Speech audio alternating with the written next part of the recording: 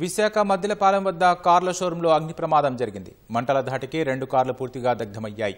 అగ్ని ప్రమాదానికి కారణాలేంటి, ప్రస్తుతం పరిస్థితి ఎలా ఉందనే అంశాలపై మరింత సమాచారం మా ప్రతినిధి ఆదిత్య పవన్ ప్రత్యక్ష ప్రసారం ద్వారా అందిస్తారు.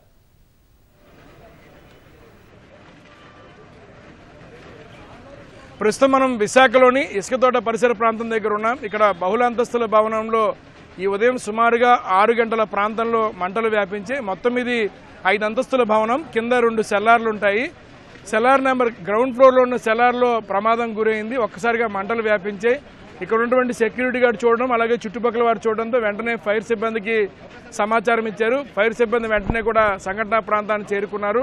ముఖ్యంగా ఇది కార్ల సంబంధించినటువంటి షోరూమ్ ఇది. అందువల్ల కార్లకు కూడా అగ్ని ప్రమాదానికి గురయ్యాయి. మొత్తం ఈ 5 అంతస్తుల భవనంలో కూడా పొగ వ్యాపించింది. ఒక ఫంక్షన్ హాల్ ఉంది, అలాగే ఇక్కడ జిమ్ కూడా ఉంది. మొత్తం ఇవన్నీ కూడా పొగ చూడడము, మంటలు రావడంతో చుట్టుపక్కల కొంత భయపడ్డారు. అయితే సమయానికి అగ్నిమాపక సిబ్బంది అంతా కూడా ఈ ప్రాంతానికి చేరుకుని సుమారు 35 మంది సిబ్బంది, 4 పైగానే భారీ అగ్నిమాపక వాహనాలు వచ్చి ఫైర్ ఫైటింగ్ చేసి ఫైర్ కంట్రోల్ చేసి ప్రస్తుతం మనతోటి ఫైర్ ఆఫీసర్ రేణుకయ్య ఉన్నారు. వారితో మాట్లాడదాం. ఏం జరిగిందండి ఈ భవనంలో, ఏం జరిగిందని, ఎన్నింటికి ఫైర్ జరిగినట్టు తెలిసింది, మొత్తం ఎలా ఫైర్ ఫైటింగ్ చేశారు?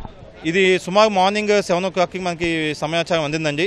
అందిన వెంటనే మనం విశాఖపట్నం ఫైర్ స్టేషన్ నుంచి ఏడిఎఫ్ఓ గారు వారికి సిబ్బందితో రావడం జరిగింది. ఇక్కడున్న సిచ్యువేషన్ తీవ్రతం బట్టి ఫర్దర్ కాల్స్కి ఇవ్వడం జరిగింది. వేరే స్టేషన్స్ కూడా సుమారు 7 వెహికల్స్ మనం డిప్లాయ్మెంట్ చేశామండి. 35 మంది స్టాఫ్, 3 ఏడిఎఫ్ఓలు, మైసెఫ్ అందరం వచ్చేసి దీనికి వచ్చి సమిష్టి కృషి చేశామండి. ఇది ఇనిషియల్గా ఫైర్ వచ్చేసరికి సేగాలో జరిగినట్టు మాకు అర్థమైంది. సో మనం ఏం చేస్తామంటే ఒక పక్క రెస్క్యూ ఆపరేషన్ చేస్తూ ఎవాక్యుయేషన్ చేసుకుంటూ ఒక పక్క ఫైర్ ఫైటింగ్ ఆపరేషన్ స్టార్ట్ చేశామండి. ఇక్కడ సెగా 1, సెగా 2 2 ఏరియాస్లో ఫైర్ క్యాచ్ అయింది. సో మనం 2 టీమ్స్ 2గా డివైడ్ అయిపోయి ఒక ఏడిఎఫ్ఓని ఒక ఫైర్ ఫైటింగ్ వైపు నుంచి ఇంకో ఏడిఎఫ్ ఇంకో వైపు నేను ఓవర్ మానిటరింగ్ చేసుకుని పైన ఎవాక్యుయేషన్ చేసామని దింపడం జరిగింది. ఇక ఈ సిచ్యువేషన్లో మా వారు 35 మంది టీంతో పాటు అసిస్టెంట్ డిస్ట్రిక్ట్ ఫైర్ ఆఫీసర్ 3 నేను వచ్చి రావడం జరిగింది. 7 వాహనాలు డిప్లాయ్మెంట్ చేయడం జరిగింది. ప్రెసెంట్ అయితే అదే సిచ్యువేషన్. కంట్రోల్ తీసుకోవడం జరిగింది.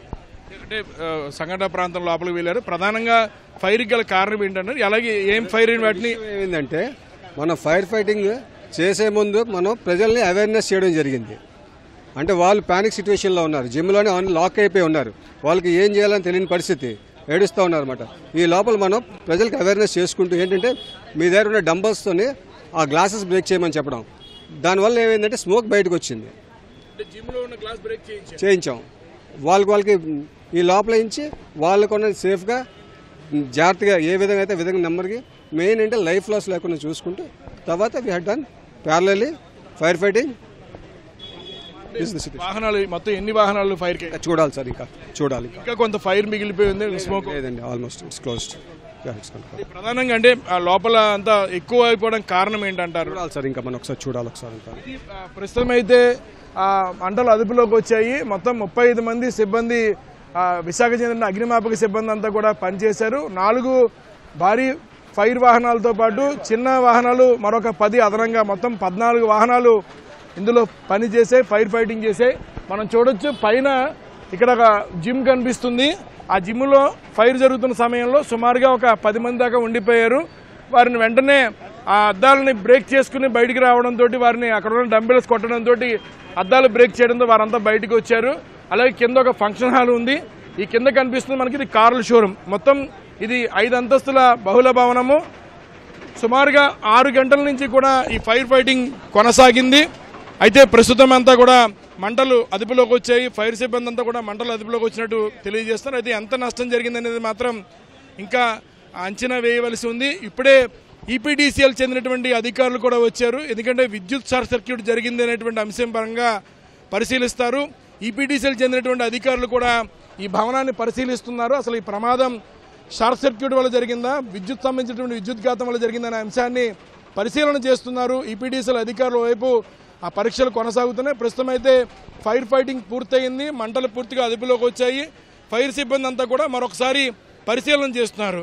ప్రాథమికంగా సెల్లార్ 1లో చాలా వరకు ఈ యొక్క స్పేర్ పార్ట్లు ఉంచారు. ఎందుకంటే ఇది కార్ల షోరూము, కార్లకు సంబంధించినటువంటి మరమ్మతులకు వచ్చేటువంటి వాహనాలకి రిపేర్లు చేసేటువంటి ప్రక్రియ ఉంటుంది. అందులో భాగంగా చాలా విడి భాగాలని సెలార్ 1లో ఉంచడం జరిగింది. అయితే సెలార్ 1లో ఉంచినటువంటి ఆ విడి భాగాల వల్ల కూడా ఎక్కువ ఫైర్ ఎక్కువ జరిగింది, దానివల్ల ఎక్కువ పొగ చూరింది అనేటువంటి అంశాన్ని స్పష్టం చేస్తున్నారు. చుట్టుపక్కల ఉన్న వారంతా కూడా చాలా వరకు ఆందోళన చెందారు. అయితే సుమారుగా 2-3 గంటల పైగానే మొత్తం ఫైర్ ఫైటింగ్ సిబ్బంది అంతా కూడా కష్టపడి ప్రస్తుతం అయితే మంటలు అదుపులోకి వచ్చాయి. నష్టం ఎంత జరిగిందనే దాని మీద అంచనా కొనసాగుతోంది. కెమెరా పర్సన్ ఏ శ్రీనివాస్తో ఆదిత్య పవన్, విశాఖపట్నం. ధన్యవాదాలు ఆదిత్య పవన్.